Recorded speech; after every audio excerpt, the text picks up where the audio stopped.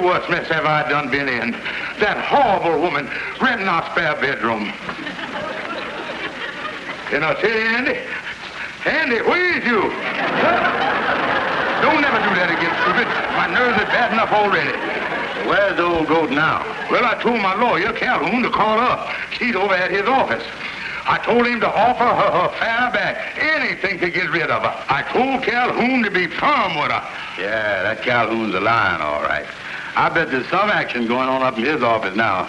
Well, now, please, now, that's enough. Please don't hit me no more. I ain't been bothered.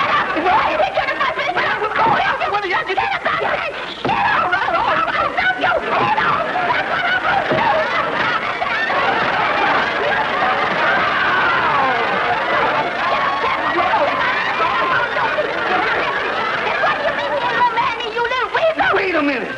Madam, will you kindly remove that gap from the back of my neck? I ain't no flounder.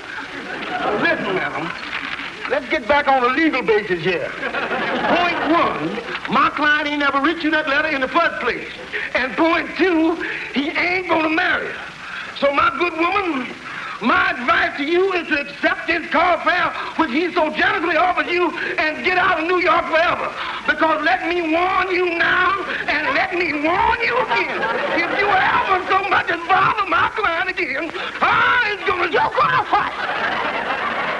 I'm gonna be bad disappointed. All right, that's better. If he ain't gonna marry me, all right, give me that car fare back to Georgia. Yeah.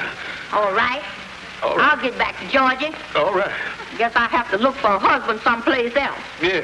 But let me tell you something. Yeah? You is undoubtedly and absolutely the sneakingest little weasel and the poorest excuse for a man I've ever run into in my whole life. Goodbye.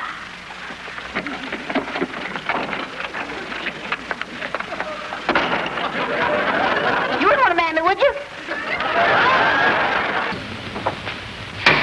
This court will come to order. George Stevens and Andrew H. Brown, breaking and entering, attempted robbery, destroying a public utility. The two defendants were apprehended at the scene of the crime with burglary tools. Violation, Section 498, New York State Criminal Code. Have the prisoners approach the bench, please.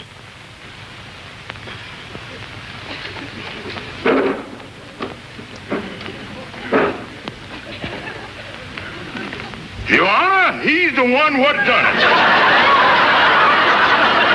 Wait a minute, Kingfish. Quiet, please. You have heard the charge. Are you represented by counsel? Yes, Your Honor, we got a counsel. Yes, sir. He ought to be here. Where is a counsel for these two men? Right here, Your Honor. Your Honor, I'd like to say that Calhoun, the judge, is up there.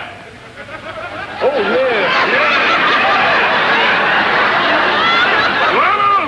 I'd like to enter the plea of not guilty for these two crooks. As discussed. Not guilty. On what ground? According to the report, these men were caught trying to break open a telephone coin box in the presence of a witness, who also is a police officer of this city. Well, yes, sir, Your Honor. But they don't learn their lesson. They ain't never gonna break open nothing in front of a cop no more. Isn't your name Calhoun? That's right, Your Honor. Algonquin J. Calhoun. And didn't I disbar you 3 years ago?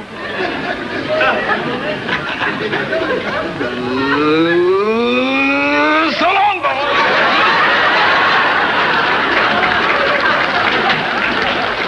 Excuse me, Your Honor, but how much ground did we lose while our lawyer was in defending us? Yeah, it is. He's Judson, flying instructor. Yeah, he got himself a plane and they're giving lessons at $150 a course. And he told me that if I could sell some courses, he'd give me $50 for every course I sold. $50? Why, that's good commission. Yeah.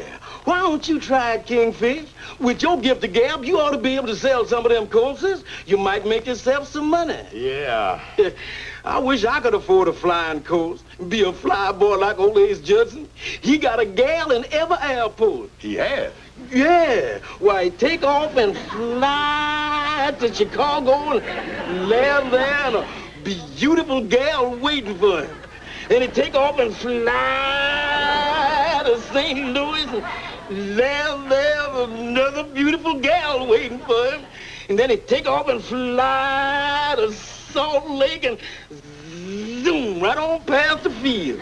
Oh, what do you do that for? That's where his wife lives. Man, oh man, them aviators sure lead a glamorous life. It isn't there. Well, you heard the man. All right, now, tell me where it is. Now, wait a minute, mister. Well, how you there, fellows? I see you got company. Oh, Calhoun, is I glad to see you. Yeah. You got to help us, Calhoun. We're in trouble. In trouble, eh? Well, what's the charge? Espionage. Espionage? Why, that's a trumped-up charge. These men ain't never started a fire in their life. Now, listen here, you. I don't know who you are, but I'm warning you not to try to interfere in this. Not interfere? Let me tell you something. You two men can't come barging in here and start no false accusation against these two honest, patriotic, innocent gentlemen. After all, this is a free country. What are they paying taxes for that they would pay if they was paying? Ain't it? I told you once before to keep out of this. You just give me one good reason why I should keep out of this. I tell you, this country ain't gonna be safe until the average citizen goes about his business. I tell you, this country ain't gonna be safe until these two crooks is behind bars. Now, wait a minute, Calhoun. Get your hands off of me. I don't talk to no traitors.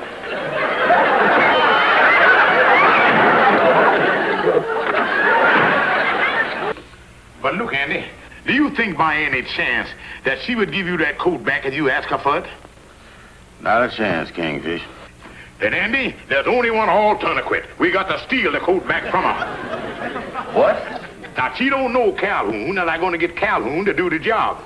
Oh, wait a minute, Kingfish. Look, Andy, you take Rosemary for a walk through the park tonight about 9 o'clock. Calhoun will be waiting there. And the whole thing ain't going to take more than a few minutes.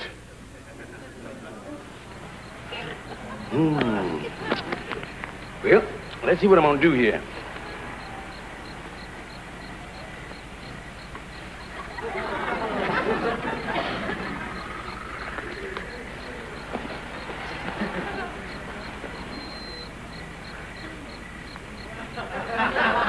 Stick him up! Stick him up, you heard me. Your fur coat of your life. Don't move, I'll spray you with this cannon. Don't do that. Stick him up. Stick him up. Well, happy Halloween. Come here, you. Calhoun. Sam. What goes? Oh, Sam, I'm so glad it's you. Well, you see, I'm playing a little prank on Andy Brown. Oh, Andy, huh? Yeah, ain't nothing serious. I just played a little prank on him. Well, you can get into trouble this way. Yeah. Guess you better take it easy, Calhoun. Yeah, Sam, sure, Sam. Would you help me with my coat, please? Yeah. Let's hurry up.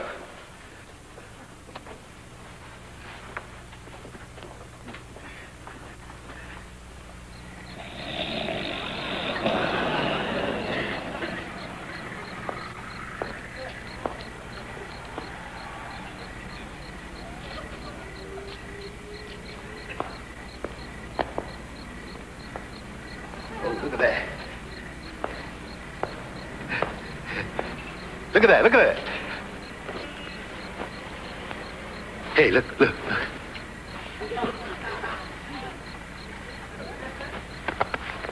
Holy smoke, a hold up. Yeah, what it is, all right. They don't got verbs. What I try to say, it's a hold up. Well, Rosemary, give him the fur coat like he said. But he didn't ask for my fur coat, Andy. Oh, sorry. Yeah, but that's what I want, all right, is your fur coat. He said it that time. I'm not going to give it to him. Oh, you ain't, huh? Now, look, Rosemary, you got to give it to him. After all, he's the hold-up man and we're the victims. You don't want to violate the criminal code. If he wants something, I'll give it to him. Wait a minute.